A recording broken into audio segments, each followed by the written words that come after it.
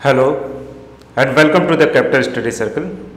Capital study circle में आप सभी का स्वागत है। तो जैसा कि हमारी प्रैक्टिस सेट सिविक्स के लिए टीजीटी पीजीटी या UPHSC net JRF political science के लिए चल रही है। आज हमारा ये प्रैक्टिस सेट नंबर 32 है। इससे पहले हम 31 प्रैक्टिस सेट कर चुके हैं। तो इससे पहले कि ये टेस्ट सीरीज शुरू करें, जैसा कि हम रोज़ करते हैं, कुछ इन्फॉर्मेशन कैपिटल स्टडी सर्कल के बारे में, इसके बाद एक छोटा सा क्विक रिवीजन। तो पहला कि कैपिटल स्टडी सर्कल आप ऑफलाइन भी है और ऑनलाइन भी है। आप हमारी वेबसाइट पे जाके ऑनलाइन भी हमसे जुड़ सकते हैं। ऑफलाइन पहली बार लखनऊ के अंदर है, क्योंकि तमाम सारे स्टूडेंट जो हमसे दिल्ली में जुड़े हुए थे वापस आए, तो उन्होंने बोला कि हमको यूपी के अंदर चाहिए। और क्योंकि यूपी के अंदर इलाहाबाद में तो काफ़ी कोचिंग्स हैं, और लेकिन लखनऊ के अंदर इस तरह का कोई अच्छा सेंटर नहीं था, तो उन्होंने डिमांड की। हमने लखनऊ के अंदर भी अपना एक ऑफलाइन इंस्टीट्यूट खोला है अलीगंज के अंदर। जो जुड़ना चाहें हमें कॉल करके जुड़ सकते हैं, फ़ोन कर सकते हैं, व्हाट्सएप कर सकते हैं। हमारा नंबर अभी डिस्प्ले होगा। इसके अलावा दूसरी जो डिमांड बहुत ज़्यादा थी वो थी कि तमाम सारे जो बच्चे बाहर पढ़े हैं, जो यूपी से बाहर गए या यूपी के अंदर भी है, दिल्ली में पढ़े, साउथ इंडिया में पढ़े, वो उनके साथ ये प्रॉब्लम थी कि उन्होंने इंग्लिश मीडियम में पढ़ाई की है। हिंदी में थोड़ा सा हिंदी उनको आती है, लेकिन हिंदी में समझने में उनको एकेडमिक चीज़ें या पॉलिटिकल साइंस की जो टर्मिनोलॉजी वो दिक्कत हो रही थी। तो तमाम सारे जो चैनल है, यूट्यूब चैनल हो या इसके अलावा जितने भी ऑनलाइन जहाँ पढ़ाई हो रही है, वहाँ पे यही प्रॉब्लम आ रही है कि वो इंग्लिश में उनको नहीं बता रहे हैं या इंग्लिश में उसको एक्सप्लेन नहीं कर पा रहे हैं। तो ये एक जो दूसरी डिमांड थी, इसके वजह से भी हमने ये टेस्ट सीरीज शुरू की। और इसके अलावा हमारी क्लासेस तो बाइलिंगुअल होती ही हैं। टेस्ट सीरीज को भी हमने बाइलिंगुअल करने की कोशिश की है, जिसमें इंग्लिश और हिंदी में बराबर फोकस किया जाएगा। एट द सेम टाइम कि इससे आपको भी फ़ायदा होता है। जो हिंदी मीडियम के बच्चे हैं उनके लिए भी ज़रूरी है कि इंग्लिश थोड़ी बहुत आनी चाहिए, जिससे कई बार आपको बहुत आसानी से आंसर मिल जाता है।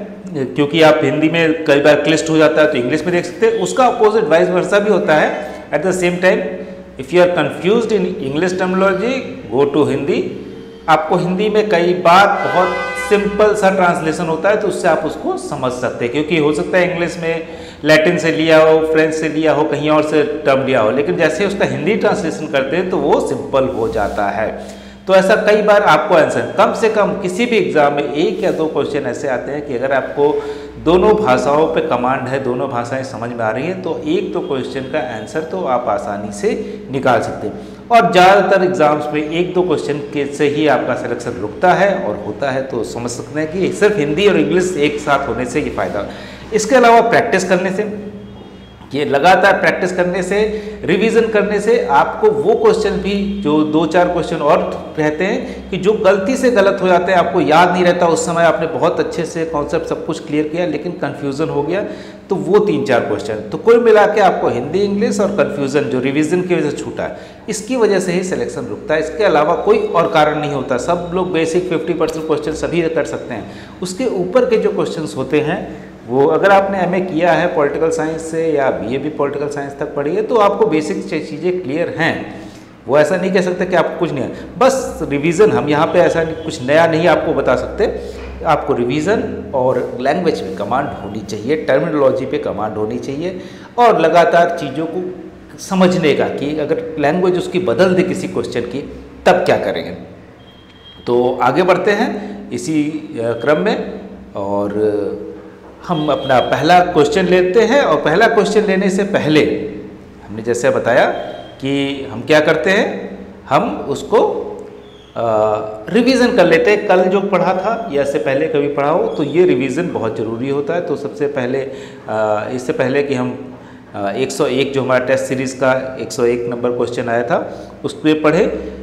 पिछले क्वेश्चंस को 2 मिनट के अंदर क्विक रिवीजन देखेंगे, जिससे याद भी रहे आपको। तो पहला क्या है, हमने कल बात की थी लाइन स्टाफ एजेंसी की। लाइन एजेंसी क्या होती है, स्टाफ एजेंसी क्या होती है, और ऑक्सिलरी एजेंसी क्या होता है। तो लाइन एजेंसी हमने जैसे बताया था, एक्चुअली आर्मी से ये रिलेटेड है कि अगर आर्मी से लिया गया, कहाँ से, ये भी एक क्वेश्चन आता है कि कहाँ किस जगह से लिया गया है, तो आर्मी से लिया गया है। तो आर्मी में लाइन एजेंसी क्या है, डायरेक्टली जो रिक्रूटमेंट होगा, मान लीजिए ये लाइन है तो लाइन एजेंसी होम मिनिस्ट्री में मिनिस्टर हो गया, उसके बाद सेक्रेटरी हो गया, होम सेक्रेटरी हो गया, फिर उसके बाद जॉइंट सेक्रेटरी, ये सारे लोग हो गए, धीरे धीरे क्लर्क तक आता है। अब ये क्या काम करते हैं, डायरेक्टली पब्लिक डीलिंग करते हैं। तो पब्लिक डीलिंग करने वाले काम यूजली मान लिया जाता है, अगर आपको किसी भी चीज़ से समझ में आए तो ये लाइन एजेंसी हो गई। अब इसी लाइन एजेंसी को सपोर्ट करने के लिए स्टाफ एजेंसी होती है। ये स्टाफ एजेंसी क्या करती है, मान लीजिए उनको कोई रिपोर्ट चाहिए तो ये इसको बोलेगी और ये रिपोर्ट बना के दे देगा इनको। तो ये जो है ये एक्चुअली इनका काम रिसर्च का होता है या इस तरह की चीज़ें डेटा कलेक्शन का होता है, तो इस तरह के काम करके स्टाफ एजेंसी इनको देती है। तो लाइन स्टाफ एजेंसी आप समझ गए। इसके अलावा जो है ऑक्सिलरी एजेंसी की बात होती है। ऑक्सिलरी एजेंसी क्या होती है, तो ऑक्सिलरी एजेंसी होती है कि मान लीजिए अब यहाँ पे क्लर्क है या जॉइंट सेक्रेटरी है, यहाँ पे सब लोग, इनका रिक्रूटमेंट कौन करेगा, इनको जो सपोर्ट चाहिए होता है वो कहाँ से आता है, ऑक्सिलरी, क्योंकि ये तो इनका रिसर्च वर्क और वो सब देख रहे हैं, स्टाफ एजेंसी स्टाफ की तरह काम कर रहा है, लेकिन इनमें जो सपोर्ट चाहिए होता है वो ऑक्सिलरी एजेंसी करती है। तो हम ये तीनों चीज़ें आपको ध्यान में रखना है। इसके अलावा अगर हम आगे बढ़े तो दूसरा क्वेश्चन हमारा कल हमने जो डील किया था उसमें कि पावर ऑफ जुडिशियल रिव्यू, हाँ याद है, तो पावर ऑफ जुडिशियल रिव्यू जो है कहाँ से लिया गया है, तो पहला है कि यूएसए से लिया गया है। भारतीय संविधान में कौन कर सकता है जुडिशियल रिव्यू, हाई कोर्ट या सुप्रीम कोर्ट, दोनों ही कर सकते हैं। सुप्रीम कोर्ट आर्टिकल 32 के अंडर में कर सकता है, हाई कोर्ट क्या कर सकता है 226 के अंडर में कर सकता है। तो ये दोनों चीज़ें याद रखनी चाहिए। इसके अलावा कुछ स्टेटमेंट थे, जैसे डुगिट का था कि law is essentially a social fact which regulates the conduct the each individual in community, कि सोशल जो कंडक्ट होता है उसको भी लॉ करता है कम्युनिटी में। गेटल का स्टेटमेंट था political science is historical investigation of what the state has been, an analytical study of what the state is and political ethical discussion of what the state should be।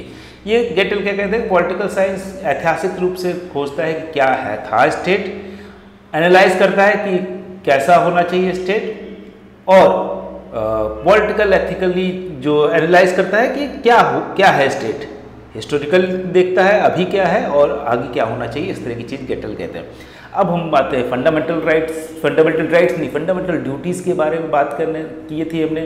42nd amendment 1976 में 10 fundamental duties जोड़ी गई थी। स्वर्ण Singh committee report जो थी उसके basis पे, ये बहुत बार क्वेश्चन पूछा था, स्वर्ण सिंह कमेटी किस कमेटी की रिपोर्ट पे, स्वर्ण सिंह कमेटी की रिपोर्ट पे फंडामेंटल राइट जोड़े गए थे।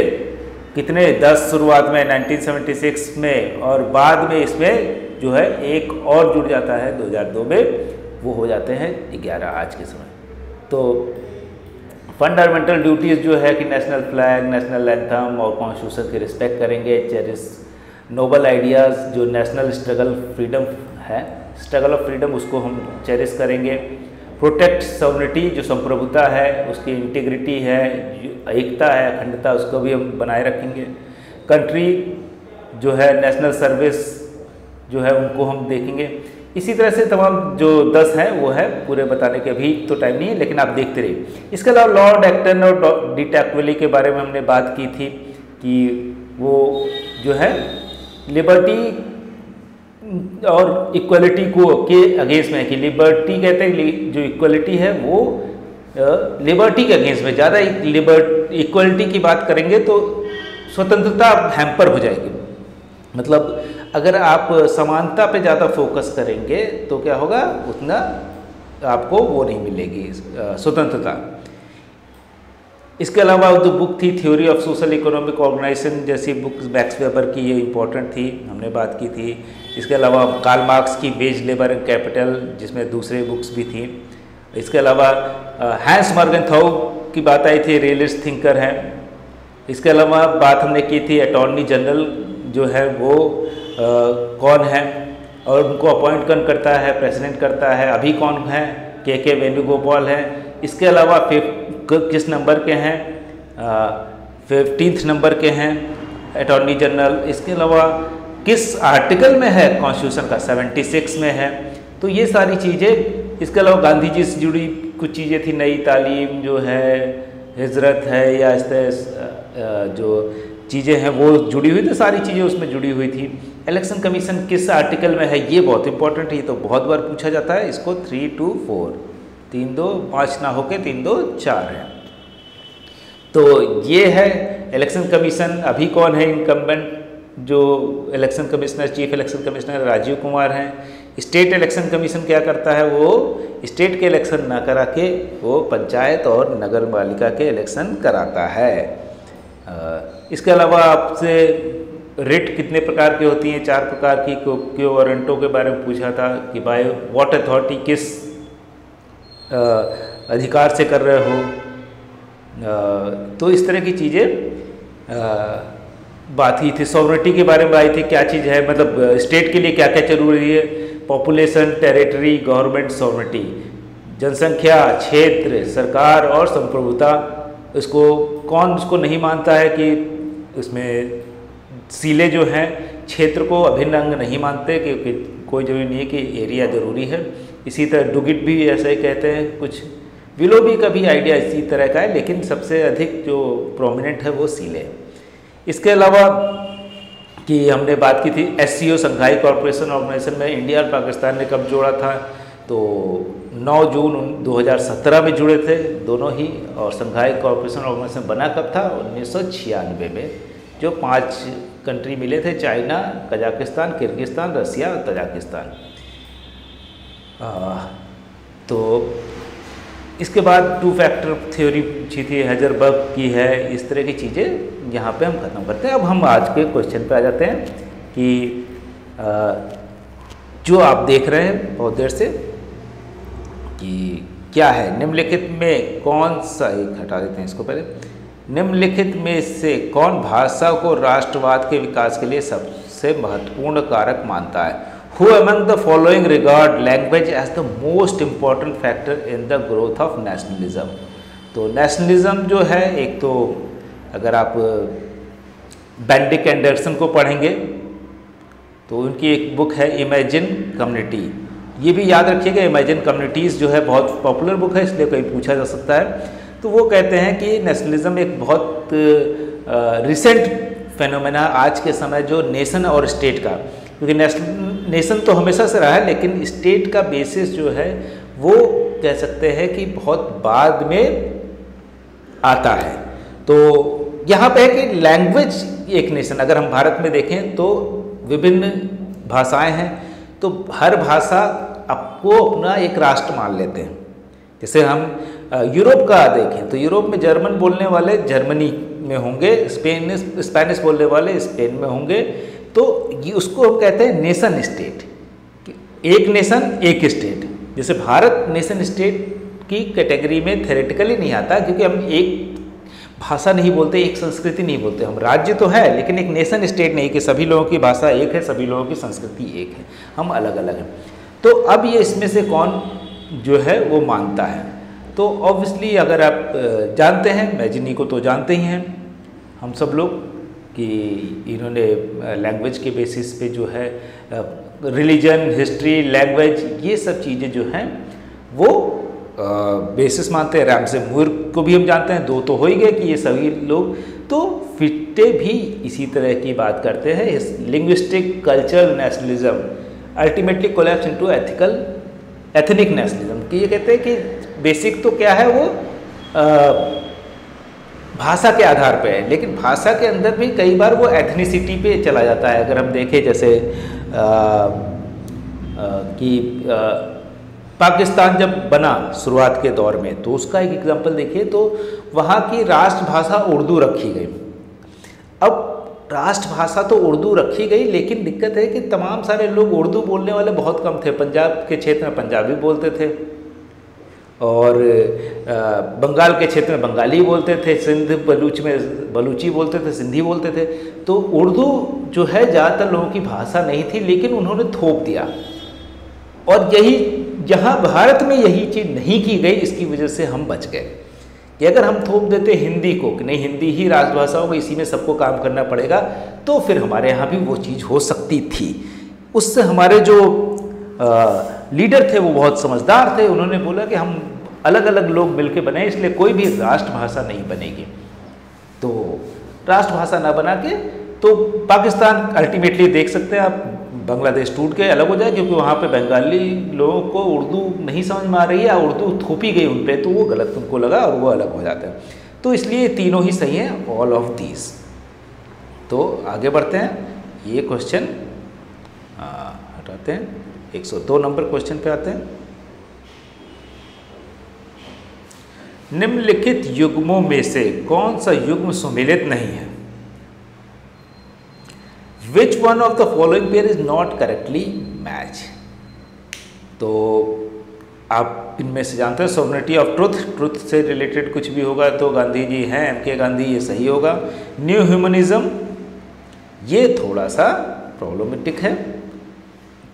यहाँ पे अरविंदो घोष हैं, ये कल्चरल नेशनलिज्म की बात करते हैं, सांस्कृतिक राष्ट्रवाद की बात करते हैं। तो इनका आइडिया डिक्टेटरशिप ऑफ प्रोलेटारिएट, ये लेनिन का होगा, क्योंकि सर्वहारा वर्ग की तानाशाही ये कहते हैं। नव प्रजातंत्र माओ सेतुंग, न्यू डेमोक्रेसी माओ सेतुंग सही है, क्योंकि ये नए तरीके से जब चीन में क्रांति होती है, वो कहते हैं कि जो अभी तक चल रही है प्रजातंत्र, जो अमेरिका में है या यूरोप में है, उसमें क्या हो रहा है कि जो सभी लोग जो वोट करते हैं उसमें जो पूंजीवादी विचारधारा के लोग हैं वो ज़्यादा इन्फ्लुएंस कर पाते हैं, क्योंकि उनके पास पैसा ज़्यादा है, उनके पास मीडिया पे कंट्रोल है। तो वो जनता के अपने हितों को भूल के जो पूंजीवादियों के हित हैं या दूसरे जो ग्रुप हैं उनके हित के में फंस जाती है और अपने हित को पीछे छोड़ के वोट करती है। तो इससे वो डेमोक्रेसी सही डेमोक्रेसी नहीं है। तो ये कहते हैं कि अपने जनता अपने हित के बारे में ज़्यादा सोचे, इनका न्यू डेमोक्रेसी था आइडिया। तो नव मानव, अब ये न्यू ह्यूमनिज्म किसका है? नव मानववाद सभी को मालूम है, एम.एन. रॉय। एम.एन. रॉय जो है वो नव मानवतावाद की बात करते हैं। इसके अलावा आगे बढ़ते हैं, ये क्वेश्चन हटा देते हैं, 103 पे जाते हैं। 103, किस देश की संसद को संसदों की जननी कहा जाता है? ये तो बहुत सिंपल क्वेश्चन है, सभी को मालूम होगा। Parliament of which country is called mother of parliament, ये सबको मालूम है, ब्रिटेन। और तो एक कंफ्यूजिंग आता है कि दल राजनीति जो है वो कहाँ से शुरू हुई, उसमें भी कंफ्यूजन आता है। कई एग्जाम में USA लिखा होता है, कई एग्जाम में ब्रिटेन, लेकिन ब्रिटेन को ही अगर हम देखें तो टोरी और जो है ये ब्रिटेन से ही शुरू होते, दल का भी और संसद का, तो इसमें कंफ्यूजन नहीं है। आगे बढ़ते हैं, 104 नंबर क्वेश्चन देख लेते हैं। नेतृत्व के गुणमूलक दृष्टिकोण के प्रणेता है। अब ये बहुत ही अच्छा क्वेश्चन है ये, कि इसमें प्रणेता को पूछ रहा है, who propounded the trade approach of leadership. तो इसमें थोड़ा सा कंफ्यूजन है कि प्रोपाउंडेड इसलिए क्योंकि सबसे पहले जो है, एक्सप्लेन तो ज़्यादा करते हैं, चेस्टर बर्नार्ड डिटेल में बताते हैं, लेकिन जो सबसे पहले देते हैं वो राल्फ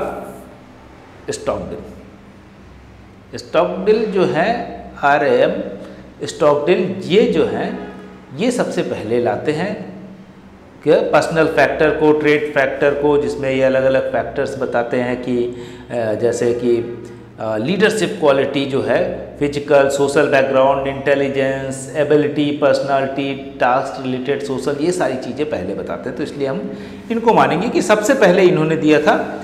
एक्सप्लेनेशन अगर देखते हैं, सबसे अधिक एक्सप्लेन कौन करता है? चेस्टर बर्नार्ड करते हैं।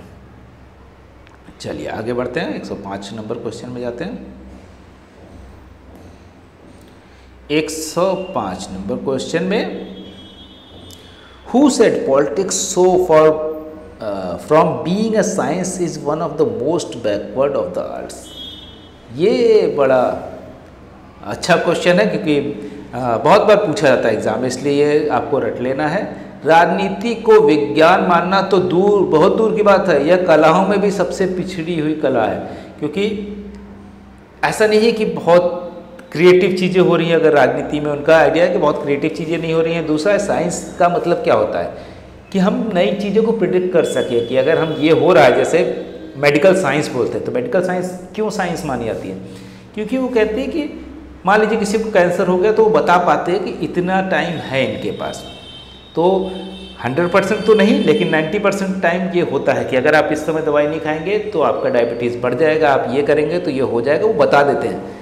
तो या ब्लॉकेज है तो बोलेंगे कि अगर आप इलाज नहीं कराएंगे तो हार्ट अटैक आने की संभावना है, और ज़्यादातर आता है। तो ये मेडिकल साइंस होती है। तो पॉलिटिक्स में ये सब इतना आसान नहीं था। और उसको अगर हम देखें तो डेविड ईस्टन का जो बिहेवियरलिज्म था वो उसको उसी तरह का साइंटिफिक बनाना चाहते थे जैसा मेडिकल साइंस, केमिस्ट्री, फिजिक्स है। लेकिन बाद में उनको समझ में आया कि उतना आसान नहीं है, तो पोस्ट बिहेवियरलिज्म भी लाते हैं। तो डेविड ईस्टन का पोस्ट बिहेवियरलिज्म और बिहेवियरलिज्म यहाँ पे ये कहते हैं। तो यहाँ पे देखें कौन कहता है, सब बक्कल कहते हैं। ये सही है बिल्कुल, बक्कल कहते हैं कि ये आर्ट भी नहीं है। आगे बढ़ते हैं, 106 नंबर पे जाते हैं। ओके, भारत के संविधान में समानता का अधिकार 5 अनुच्छेदों द्वारा प्रदान किया गया। वे हैं, ये तो सभी को मालूम होगा कि कौन से अनुच्छेद में है। 14 से 18 इसमें सही आंसर लगा हुआ है पहले से ही। और 14 से 18 में ये चीज़ें हैं। और 14 में क्या है कि इक्वलिटी बिफोर लॉ, जो कहते हैं कानून के समक्ष समानता, ये 14 में है। 15 में क्या है, state shawl not discriminate against, किसी को भी राज्य जो है वो डिस्क्रिमिनेट नहीं करेगा कि किसी की जाति, धर्म, रिलीजन, लिंग के आधार पे कि आप यहाँ पैदा हुए इसलिए आपको नहीं देंगे। वो ऐसा राज्य नहीं कर सकता अगर कहीं भी है। आर्टिकल 16 कि इक्वल अपॉर्चुनिटी प्रोवाइड करेगा सभी को, ऐसा नहीं है कि किसी को मना कर दे कि आप इस धर्म के हैं, इस जात के हैं इसलिए नहीं देंगे, या इस जेंडर के हैं तो नहीं देंगे। इसीलिए बहुत बार आर्टिकल 16 के थ्रू, जैसे आर्मी में ऊपर की पोस्ट पे महिलाएं नहीं थी तो उन्होंने केस किया, सुप्रीम कोर्ट तक गई वो आर्टिकल 16 का कि हमें डिस्क्रिमिनेशन किया जा रहा है। तो फिर फाइनली कोर्ट ने बोला कैसे कर सकते हैं आप, महिलाएं भी वो सारी पोस्ट होल्ड कर सकती हैं। आप देखेंगे आज़ादी के बाद आज तक भी आर्मी चीफ, नेवी चीफ या कहते हैं जो हमारा वायुसेना है, तो उसमें भी कोई भी फीमेल चीफ नहीं बनी है। तो ये सारी चीज़ों, इसके अलावा 17 एबोलिशन ऑफ अनटचेबिलिटी, ये हम सबको मालूम है। और 18 जो है हमको मालूम है कि एबोलिशन ऑफ ऑल टाइटल्स, किसी भी तरह का टाइटल जो है वो नहीं है एक्सेप्ट मिलिट्री एंड एकेडमिक। जैसे एकेडमिक हैं, डॉक्टर लगा सकते हैं, प्रोफेसर लगा सकते हैं, मिलिट्री में जनरल, मेजर लगा सकते हैं, लेकिन इसके अलावा किसी भी तरह का सर, लॉर्ड, ये सब चीज़ें नहीं लगा सकते। तो ये सही आंसर हो गया, इसका कोई ज़्यादा नहीं सोचना है। आगे बढ़ते हैं, 106 से 107 पे जाते हैं। ये बहुत ही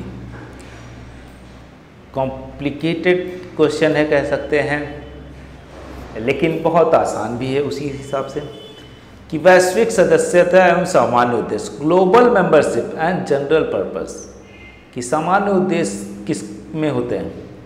तो आप देख सकते हैं कि ग्लोबल मेंबरशिप किसकी होगी, यूएनओ की। यूएनओ में ही सारे हैं, यूनाइटेड नेशन में दुनिया के लगभग सारे देश साइंड हैं। लेकिन जनरल पर्पस की एक ही जैसी चीज़ है कि पीस होनी चाहिए, शांति होनी चाहिए, डेवलपमेंट होना चाहिए। Regional membership and general purpose, तो आप रीजनल मेंबरशिप कि किसी खास रीजन में, तो यूरोपियन यूनियन जैसा है कि यूरोप के सारे मेंबर हैं और पर्पस एक है कि शांति बनी रहे उस एरिया में, डेवलपमेंट हो, यही चीज़ है। Regional membership and limited purpose, कि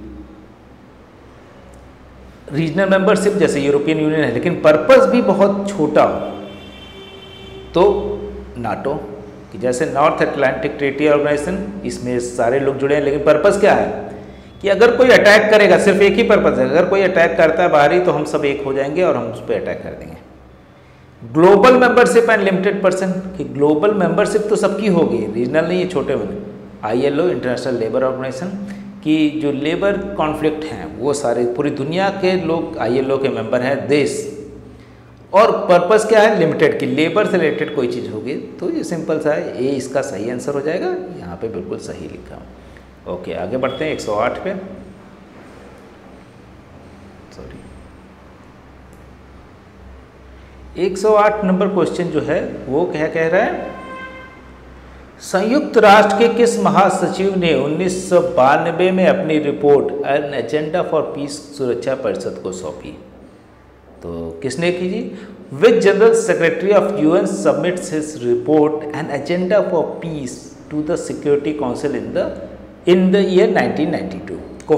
coffee Annan, Boutros Ghali, Kurt Waldheim और यूथान। तो हम जानते हैं कि यूथान तो बहुत पहले है तो उसमें हो नहीं सकते, ये तो अलग ही हो सकता है, 92 तक तो नहीं थे। तो अगर देखें तो कौन है ये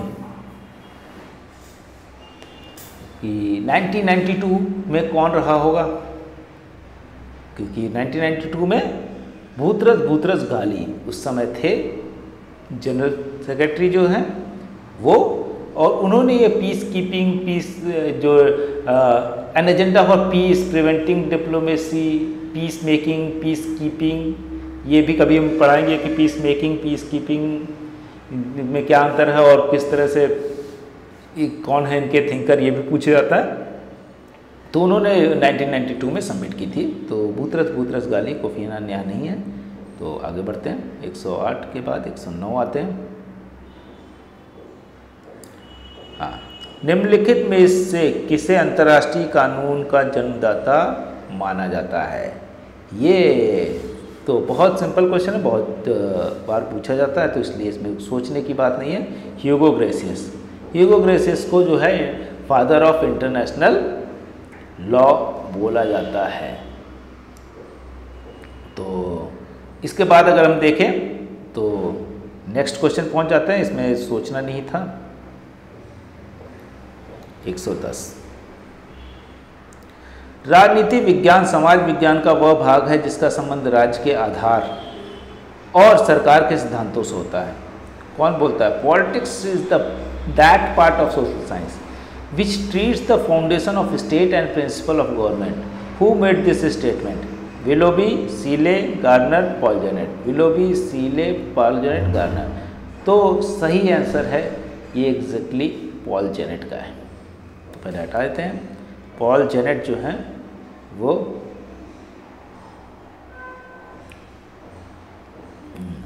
सही आंसर होंगे। अब हम आगे बढ़ते हैं।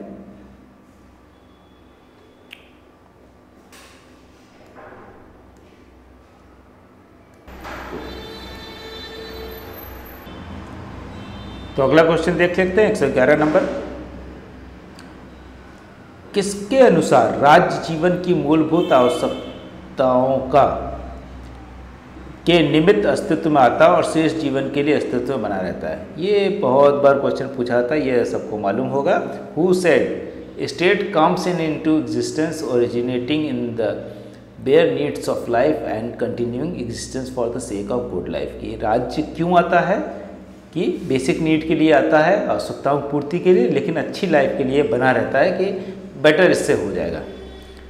तो ये अरस्तु का स्टेटमेंट है, ये अरिस्टोटल का स्टेटमेंट है। ये अगर जो भी तैयारी कर रहे होंगे अरस्तु को पढ़ाओगे तो ये सबसे पहले चीज़ें आती हैं। ये क्वेश्चन हमेशा बहुत बार पूछा जा चुका है अलग अलग एग्जाम्स में। आगे बढ़ते हैं 112 नंबर क्वेश्चन में, इसको हटाते हैं। एक राज्यपाल एक अध्यादेश जारी कर सकता है, ये भी आपको मालूम होगा। The governor can issue an ordinance, कब कर सकता है? वेन एवर ही लाइक्स, जब उसको मन करे, जब भी वो ऐसा चाहे, जब भी मुख्यमंत्री ऐसा करने की सलाह दे। Whenever the chief minister advise him, जब कभी राज्य विधान मंडल का सत्र जारी ना हो, राज्यपाल संतुष्ट हो कि तुरंत कार्य करने की आवश्यकता है। When the state legislature is not in session and governor is satisfied, the immediate action is needed. When the union government asks him to do, जब संघीय, तो कौन सा सही होगा? सही है कि जब सत्र नहीं चल रहा हो उस समय अगर ऐसा कोई नियम आ जाता है या ऐसा कोई चीज़ आ जाती है कि कुछ कानून बनाना जरूरी है तो ही अध्यादेश राज्यपाल पास करता है। अगर सत्र चल रहा है तो सदन में बनाना पड़ेगा, जो असेंबली है वहाँ पे, या इसी तरह लोकसभा राज्यसभा बनाना पड़ेगा। अगर हाउस चल रहा है तो प्रेसिडेंट नहीं बनाते, ऑर्डिनेंस नहीं लाते। तो सिंपल सा है, सी इसका सही आंसर होगा। इसके बाद 112 हो गया, 113 में जाते हैं। हूवर आयोग निम्न में से किस पर आधारित है?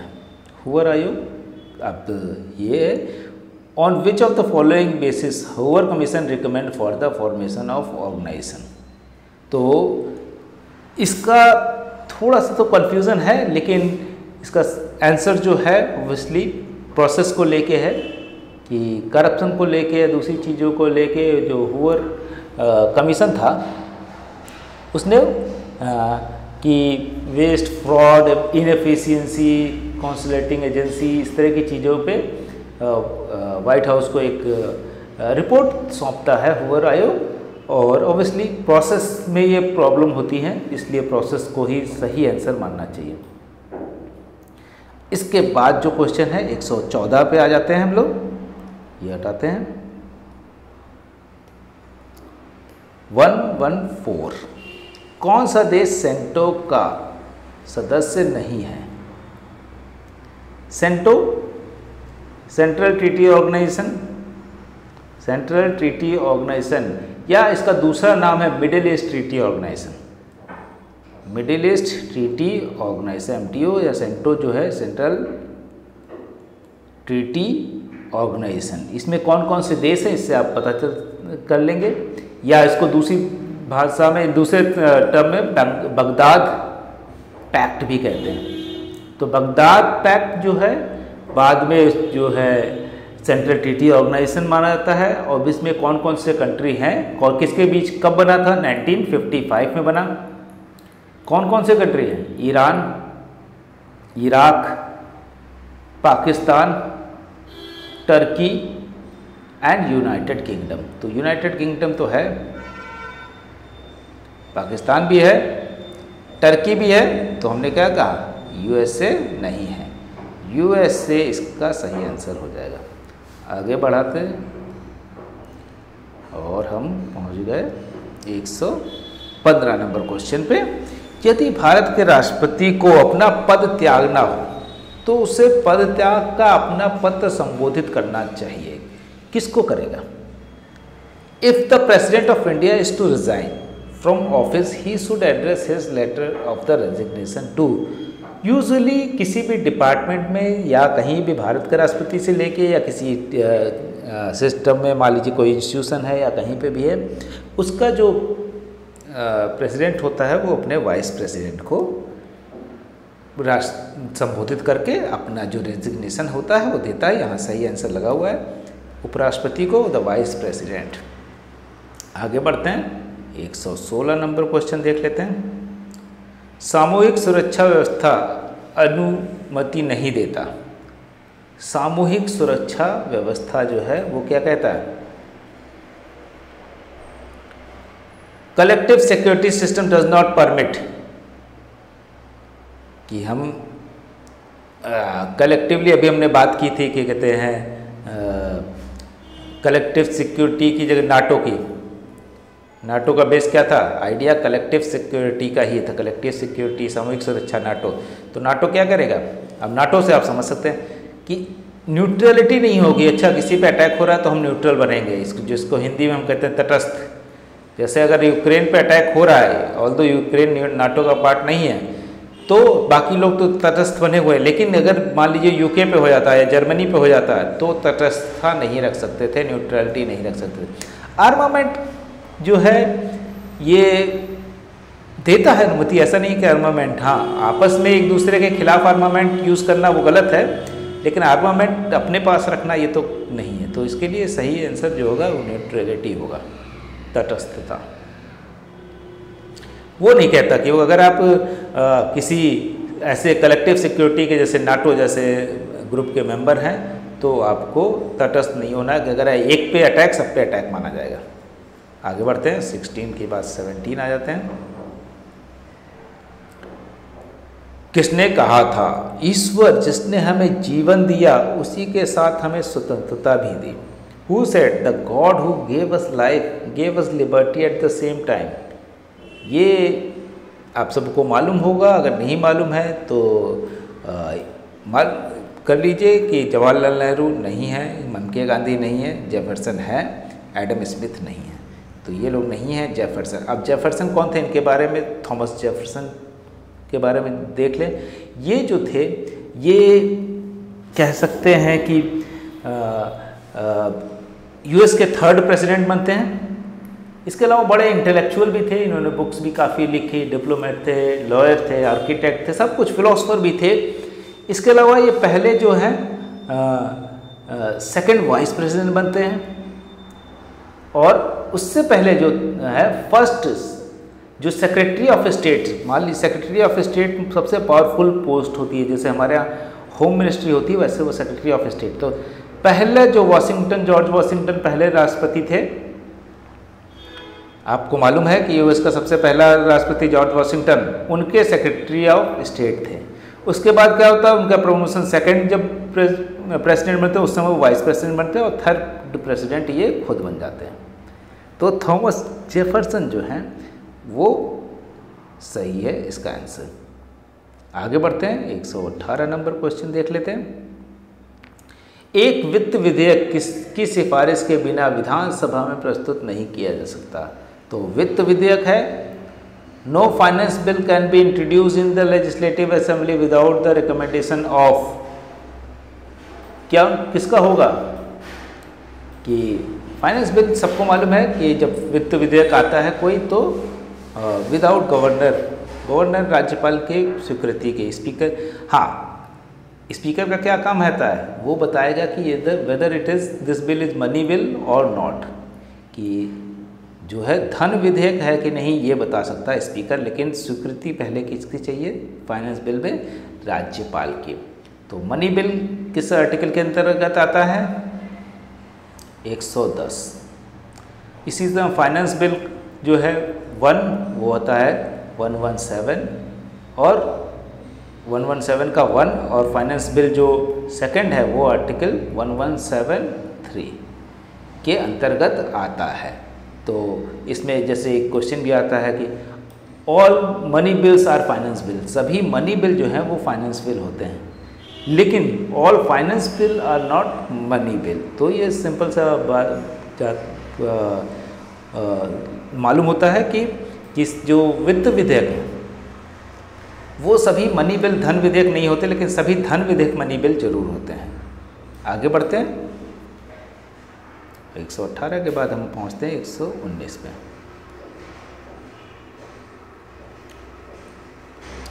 निम्नलिखित में से संयुक्त राष्ट्र का कौन सा अंग अंतर्राष्ट्रीय शांति एवं सुरक्षा के लिए जिम्मेदार है। Which among the following organ of United Nation is responsible for international peace and security.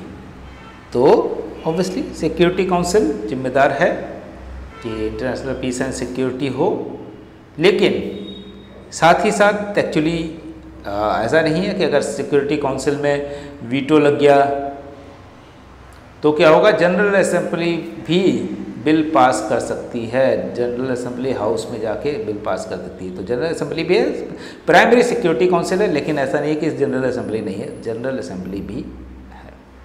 ठीक है, आगे बढ़ते हैं, 120 नंबर। भारत का सर्वोच्च न्यायालय मुख्य न्यायमूर्ति और कितने न्यायाधीश से मिलकर बना होता है। तो कंपोजिशन पूछा गया है, अभी आपसे पूछे कि कौन नया सुप्रीम कोर्ट का चीफ जस्टिस कौन बना है, यू ललित। कौन रिटायर हुआ, जस्टिस रमन्ना के रिटायर होने पे यू ललित बन गए हैं चीफ जस्टिस ऑफ इंडिया अभी। तो टोटल कितने होते हैं कि टोटल हैं 34, लेकिन यहाँ consist of the chief justice of India and how many more other, या टोटल तो है supreme court India consist of the chief justice of India and how many, कितने अधिक और अन्य कितने न्यायाधीश से मिलकर होता है। तो 34 टोटल है, तो उसमें से एक हटा दिया 33, और क्योंकि एक तो चीफ जस्टिस ऑफ इंडिया हो गया तो वो है। तो ये बेसिक आइडिया है, इसमें आपको याद ही रखना है, इसको कोई अलग से कुछ नहीं कह सकते। आगे बढ़ते हैं, 121 पे जाते हैं। भारतीय संविधान के किस अनुच्छेद के अंतर्गत सर्वोच्च न्यायालय को अपने निर्णय तथा आदेश के पुनरीक्षण की शक्ति प्राप्त है? अब ये आपको मालूम है, रिव्यू ऑफ जजमेंट जो है वो किसके अकॉर्डिंग है? आर्टिकल 137, ये सही है यहाँ पे कि under which article of the Indian constitution the supreme court has been empowered to review its own judgment, अपने ही जजमेंट का रिव्यू कर सकता है। एक सेकेंड, ये हटा दें। तो 137 ये सही है कि आर्टिकल 137 रिव्यू ऑफ जजमेंट है, जिसके बेसिस पे जो है करता है। इसके अलावा कि एक सेकेंड, इसके अलावा आर्टिकल 145 जो है उसके तहत अगर पार्लियामेंट ने कोई गलत अनकॉन्स्टिट्यूशनल बिल किया उसका भी रिव्यू कर सकती है। तो आगे बढ़ते हैं, 122 पे पर चलते हैं और हम जल्दी इसको ख़त्म करते हैं। 122 नंबर, सूची प्रणाली के अंतर्गत प्रत्येक मतदाता, अब सूची प्रणाली हमने आपको बताया भी था इससे पहले, लिस्ट सिस्टम, इससे पहले हेयर सिस्टम जो था, हेयर सिस्टम में क्या था? सिंगल ट्रांसफरेबल वोट हमने पढ़ा था, Hare system single transferable vote. यहाँ लिस्ट सिस्टम में क्या होता है, एक सूची बनी होती है और व्यक्ति जो है प्रायोरिटी सेट करता है, पहला नंबर इसको दिया, दूसरा नंबर इसको दिया, तीसरा इसको, चौथा इसको, इस तरह से कर सकते हैं। तो लिस्ट सिस्टम से क्या फ़ायदा आता है? एक पूरी सूची को अपना मत देता है नहीं, उसमें भी प्रायोरिटी बताता है। विभिन्न सूचियों से उम्मीदवारों का चयन करता है, अलग अलग सूची से नहीं, उम्मीदवारों में से अपनी सूची बना सकता है। जिस सूची को अपना मत देता है उसमें उम्मीदवारों की प्राथमिकता इंगित करता है। तो हमने बताया था कि प्राथमिकता, प्राइमरी प्रेफरेंस बताता है कि पहला इसको है, दूसरा इसको है, फिर तीसरा नीचे वाले को, फिर चौथा इसको, तो वो प्रायोरिटी बताता है। तो सूची संबद्ध इस तरह से होता है कि अगर मान लीजिए इसको बहुत कम वोट मिले तो इसको एक्सक्लूड कर दिया जाएगा, नंबर 2 पे जो होगा उसको रखा जाएगा। तो हो सकता है ये नंबर 2 पे आ जाए, उनको सबसे दे। तो लिस्ट सिस्टम माना जाता है अच्छा, क्योंकि इसमें जो माइनॉरिटी होता है उसके लिए काफ़ी स्पेस होता है। आगे बढ़ते हैं, 123 बस ख़त्म होने वाला है हमारा। निम्न में से किससे पंथ निरपेक्षता का आशय सभी धर्मों को राज्य द्वारा समान संरक्षण बताया गया है? यहाँ पे ये थोड़ा सा कंफ्यूजिंग क्वेश्चन है, इसमें बाकी ये चीज़ें सीधे सीधे निगेट नहीं कर सकते कि ऐसा नहीं है, ये भी करते हैं, लेकिन जवाहरलाल नेहरू इसका सही आंसर है माना जाता है। ऑल्दो महात्मा गांधी भी या पंथ निरपेक्षता की बात करते हैं, डॉक्टर अंबेडकर ने उसको कॉन्स्टिट्यूशन में भी लिखा है, लेकिन सबसे जो सटीक आंसर होगा वो जवाहरलाल नेहरू। ऑब्वियसली कन्फ्यूज़न है क्योंकि बहुत से लोग इस पर एग्री नहीं करेंगे, लेकिन फिर भी आगे बढ़ते हैं। 124 नंबर क्वेश्चन पे देख लेते हैं। सेकंड लास्ट क्वेश्चन है, प्लेटो ने निम्नलिखित पुस्तकों में किसमें मिश्रित संविधान की अवधारणा का उल्लेख किया? तो प्लेटो की बुक जो है हम सभी जानते हैं कि द रिपब्लिक, स्टेट्समैन, पॉलिटिक्स तो नहीं है इनकी, ये तो अरिस्टोटल की बुक हो गई, तो ये तो वाइप आउट कर दिया। स्टेट्समैन है, रिपब्लिक है, रिपब्लिक में एजुकेशन के बारे में और स्टेट के बारे में ज़्यादा बात की गई है, जिसको रूसो कहते हैं कि एक बेस्ट बुक है फॉर एजुकेशन। स्टेट्समैन तो लॉज जो है इसमें बात करते हैं कॉन्सेप्ट मिक्स्ड कॉन्स्टिट्यूशन की। पहले ये कहते हैं कि संविधान या लॉ की ज़रूरत नहीं है, क्यों? क्योंकि अगर सब लोग अपनी ड्यूटी करेंगे तो किसी नियम कानून की ज़रूरत ही नहीं है। लेकिन बाद में प्रैक्टिकल होकर सोचते हैं, जब अरिस्टोटल क्रिटिसाइज़ करते हैं इनको कि ऐसा नहीं है, संविधान बहुत ज़रूरी है, तो बात कहते हैं हाँ मिक्स्ड कॉन्स्टिट्यूशन ज़रूरी है। तो ठीक है, आगे बढ़ते हैं, लास्ट क्वेश्चन में आते हैं। ओके 25। किसने कहा था राज्य के नीति निर्देशक तत्व कैसे चेक की तरह है जिनका भुगतान बैंक की सुविधा पर निर्भर है? तो किसने कहा था कि राज्य के नीति निर्देशक तत्व ऐसे चेक की तरह है जिनका भुगतान बैंक की सुविधा पर है? Who said directive principle of state policy unlike cheque on bank payable at the convenience of bank. क्यों ऐसा कहा गया डीपीएसपी के बारे में? क्योंकि इसको चैलेंज नहीं कर सकते कोर्ट में। अगर सरकार कर रही है इसके बारे में कुछ काम तो ठीक है, नहीं कर रही तो भी कोई बात नहीं। इसको चेक कौन करता है? जनता खुद चेक करती है कि अगर इस डीपीएसपी पे काम नहीं हो रहा है तो जनता चाहे तो उस सरकार को बदल सकती है और नहीं चाहे तो नहीं बदलेगी, तो ये भी हो सकता है। तो इसको सही कहने वाले केटी साहब, क्योंकि ये बहुत पॉपुलर स्टेटमेंट है और ये बार एग्ज़ाम के लिए बहुत पॉपुलर है। वैसे तो आम जनमानस में ये नहीं जानते लोग, लेकिन एग्ज़ाम्स में ये बहुत पूछा था। तो एग्ज़ाम में हमेशा आम जनमानस से थोड़ा सा जो अलग हो जाती चीज़ें वो बहुत पूछी जाती हैं। तो आगे बढ़ते हैं। अब थैंक यू आप वीडियो देखने के लिए। आप शेयर कीजिए, लाइक कीजिए अगर आपको पसंद आ रहा है। इसके अलावा आप हमसे जुड़ने के लिए अगर आप जुड़ना चाहते हैं यूपी के अंदर लखनऊ ब्रांच से तो इस नंबर पर कॉल कर सकते हैं, इस पर व्हाट्सएप कर सकते हैं, वेबसाइट हमारी विजिट कर सकते हैं, फेसबुक पे जा सकते हैं, इंस्टाग्राम, टेलीग्राम, या हमें ईमेल कर सकते हैं फॉर पीडीएफ या कोई और जानकारी के लिए, किसी भी एग्ज़ाम की जानकारी के लिए। तो फिर से एक बार आपका बहुत बहुत धन्यवाद कि आप इससे जुड़े हुए हैं। अगर आपको कोई भी कन्फ्यूज़न हो इससे पहले कि हाँ, एक चीज़ मैं बताना चाहूँगा कि पिछले एक टेस्ट सीरीज़ में हमने कुछ गलती की थी। मैंने एक्चुअली वो जो स्टेट्स के बारे में पूछा गया था कि स्टेट को अलग से तोड़ सकता है या अलग बना सकता है पार्लियामेंट, किस शेड्यूल को चेंज करना पड़ेगा। मेरी वो समझदारी उस समय मैंने शेड्यूल को आर्टिकल समझ के आर्टिकल 3 बोल दिया है।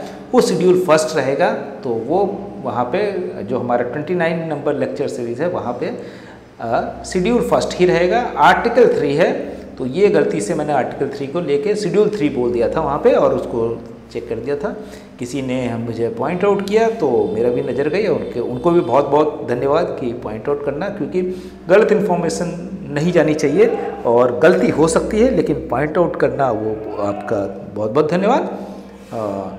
और इसमें भी अगर आपको कोई चीज़ गलत लगे, हो सकता है क्योंकि बोलते हुए या समझते हुए कई बार गलतियाँ हो जाती हैं, तो अगर आप पॉइंट आउट करते हैं तो उसको हम सुधार लेंगे और आपसे माफ़ी भी मांगेंगे कि थैंक यू। इसके साथ नेक्स्ट क्लास कल फिर मिलते हैं 33 नंबर टेस्ट सीरीज़ के साथ, और ये हमारा इस क्वेश्चन पेपर का आखिरी होगा। उसके बाद हम नई सीरीज़ शुरू करेंगे, दूसरे क्वेश्चन पेपर्स को डील करेंगे, डिफरेंट तरीके के क्वेश्चन पेपर्स को डील करेंगे।